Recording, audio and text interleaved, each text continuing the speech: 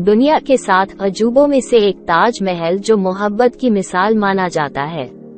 यह मुगल शासक शाहजहां और उनकी सबसे चहेती बेगम मुमताज महल के अटूट प्रेम की याद दिलवाता है।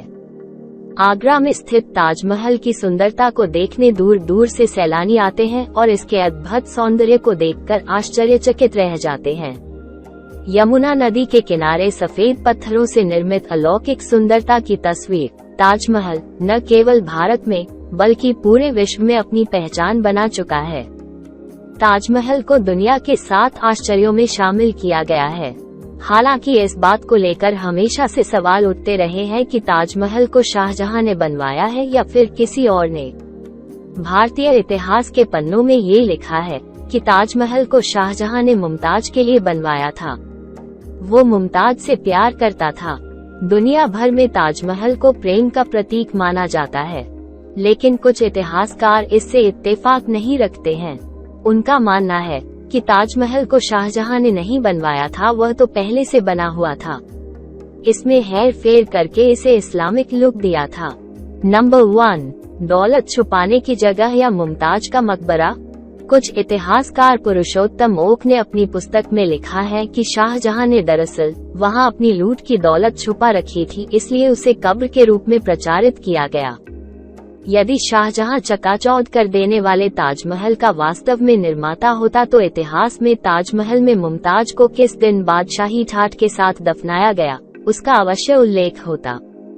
पुरुषोत्तम नागेश ओक अनुसार आगरा से 600 किलोमीटर दूर बुरहानपुर में मुमताज की कब्र है, जो आज भी ज्यों की त्यों है। बाद में उसके नाम से आगरे के ताजमहल में एक और कब्र बनी और वे नकली है। बुरहानपुर से मुमताज का शव आगरे लाने का ढोंग क्यों किया गया? माना जाता है कि मुमताज को दफनाने के बहाने शाहजहां ने राजा जय सिंह पर दबाव डालकर उनके महल ताजमहल पर कब्जा किया और वहां की संपत्ति हड़पकर उनके द्वारा लूटा गया खजाना छुपाकर सबसे निचले माला पर रखा था, जो आज भी रखा है। मुमताज का इंतकाल 1631 को बुरहानपुर के बुलारा महल में हुआ था। वहीं उन्हें दफना दिया गया था, लेकिन माना जाता है कि उसके 6 महीने बाद राजकुमार शाह शुजा की निगरानी में उनके शरीर को आगरा लाया गया। आगरा के दक्षिण में उन्हें अस्थायी तौर फिर से दफन किया गया और आखिर में उन्हें अपने मुकाम यानी ताजमहल में दफन कर दिया गया। नंबर 2, ताजमहल के हिंदू मंदिर होने के सबूत। इतिहासकार पुरुषोत्तम ओक ने अपनी किताब में लिखा है कि ताजमहल के हिंदू मंदिर होने के कई सबूत मौजूद हैं। सबसे पहले ये कि मुख्य गुंबद के किरीट पर जो कलश वो हिंदू मंदिरों की तरह है। ये शिखर कलश आरंभिक 1800 ईस्वी तक स्वर्ण का था और अब ये कांसे का बना है। आज भी हिंदू मंदिरों पर स्वर्ण कलश स्थापित करने की परंपरा है। ये हिंदू मंदिरों के शिखर पर भी पाया जाता है। इस कलश पर चंद्रमा बना है। अपने नियोजन के कारण चंद्रमा एवं कलश की नोक मिलकर एक त्रिशूल का आकार बनाती है, जो कि हिंदू भगवान शिव का चिन्ह है। इसका शिखर एक उल्टे रखे कमल से अलंकृत है। ये गुंबद के किनारों को शिखर पर सम्मिलन देता है।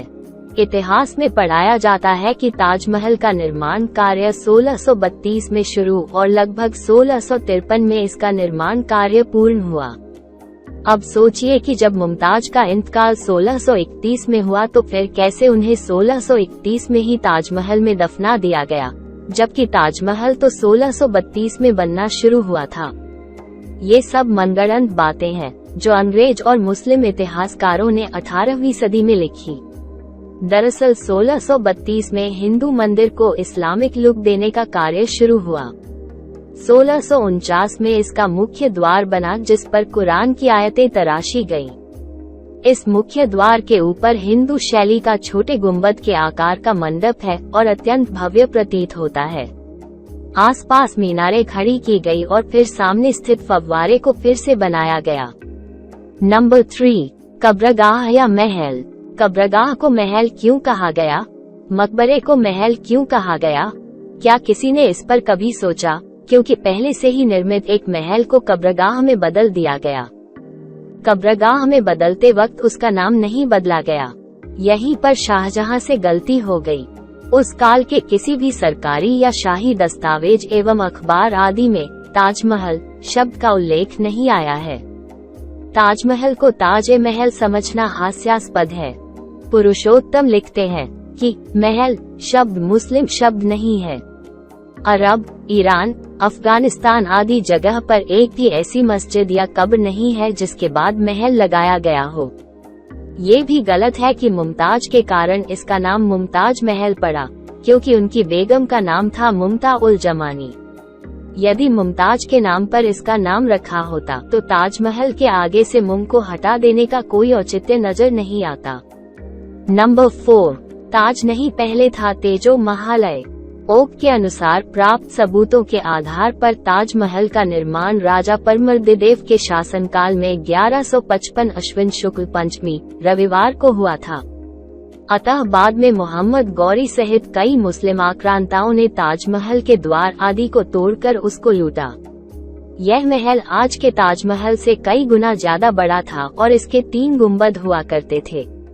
हिंदुओं ने उसे फिर से मरम्मत करके बनवाया, लेकिन वे ज्यादा समय तक इस महल की रक्षा नहीं कर सके। पुरुषोत्तम नागेश ओक ने ताजमहल पर शोध कार्य करके बताया कि ताजमहल को पहले तेजो महल कहते थे। वर्तमान ताजमहल पर ऐसे 700 चिन्ह खोजे गए हैं, जो इस बात को दर्शाते हैं कि इसका रिकंस्ट्रक्शन किया गया है।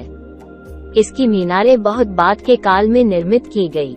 वास्तुकला के विश्वकर्मा वास्तुशास्त्र नामक प्रसिद्ध ग्रंथ में शिवलिंगों में तेजलिंग का वर्णन आता है। ताजमहल में तेजलिंग प्रतिष्ठित था, इसीलिए उसका नाम तेजोमहालय पड़ा था। नंबर 5, तेजो महालय होने के सबूत। आगरा को प्राचीन काल में अंगिरा कहते थे, क्योंकि यह ऋषि अंगिरा की तपोभूमि थी। अंगिरा ऋषि भगवान शिव के उपासक थे। बहुत प्राचीन काल से ही आगरा में 5 शिव मंदिर बने थे। यहाँ के निवासी सदियों से इन 5 शिव मंदिरों में जाकर दर्शन व पूजन करते थे। लेकिन अब कुछ सदियों से बालकेश्वर, पृथ्वीनाथ, मनकामेश्वर और राजराजेश्वर नामक केवल 4 ही शिव मंदिर शेष हैं।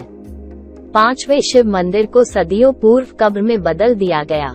स्पष्टतः वह 5वां शिव मंदिर आगरा के इष्ट देव नागराज अग्रेश्वर महादेव नागनाथेश्वर ही है, जो कि तेजोमहालय मंदिर उर्फ ताजमहल में प्रतिष्ठित थे।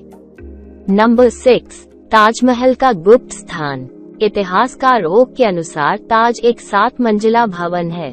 शहजादे औरंगजेब के शाहजहां को लिखे पत्र में भी इस बात का विवरण है। भवन की 4 मंजिलें संगमरमर पत्थरों से बनी हैं, जिनमें चबूतरे के ऊपर विशाल वृत्तीय मुख्य कक्ष और तहखाने का कक्ष शामिल है। मध्य में 2 मंजिलें और हैं, जिनमें 12 से 15 विशाल कक्ष हैं। संगमरमर की इन 4 मंजिलों के नीचे लाल पत्थरों से बनी 2 और मंजिलें हैं, जो कि पिछवाड़े में नदी तट तक चली जाती हैं। 7वीं मंजिल अवश्य ही नदी तट से लगी भूमि के नीचे होनी चाहिए, क्योंकि सभी प्राचीन हिंदू भवनों में भूमिगत मंजिल हुआ करती है। नदी तट के भाग में संगमरमर की नींव के ठीक नीचे लाल पत्थरों वाले 22 कमरे हैं, जिनके झरोखों को शाहजहां ने चुनवा दिया है। इन कमरों को, जिन्हें कि शाहजहां ने अतिगोपनीय बना दिया है, भारत के पुरातत्व विभाग द्वारा तालों में बंद रखा जाता है। सामान्य दर्शनार्थियों को इनके विषय में अंधेरे में रखा जाता है। इन 22 कमरों की दीवारों तथा भीतरी छतों पर अभी भी प्राचीन हिंदू चित्रकारी अंकित है। इन कमरों से लगा हुआ लगभग 33 फुट लंबा गलियारा है। गलियारे के दोनों सिरों में एक एक दरवाजे बने हुए हैं। इन दोनों दरवाजों को इस प्रकार से आकर्षक रूप से ईंटों और गारे से चुनवा दिया गया है कि वे दीवार जैसे प्रतीत हों। नंबर 7, राजा जय सिंह से छीना था यह महल।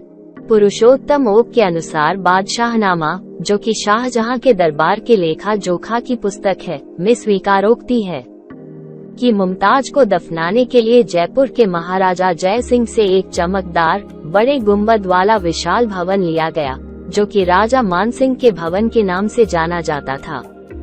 ताजमहल के बाहर पुरातत्व विभाग में रखे हुए शिलालेख में वर्णित है कि शाहजहां ने अपनी बेगम मुमताज महल को दफनाने के लिए एक विशाल इमारत बनवाई, जिसे बनाने में सन 1631 से लेकर 1653 तक 22 वर्ष लगे। ये शिलालेख ऐतिहासिक घपले का नमूना है। तो चलिए दोस्तों, आज के लिए इतना ही। मिलते हैं नेक्स्ट वीडियो में, तब तक के लिए हमारी वीडियो को लाइक करें और चैनल को सब्सक्राइब करें।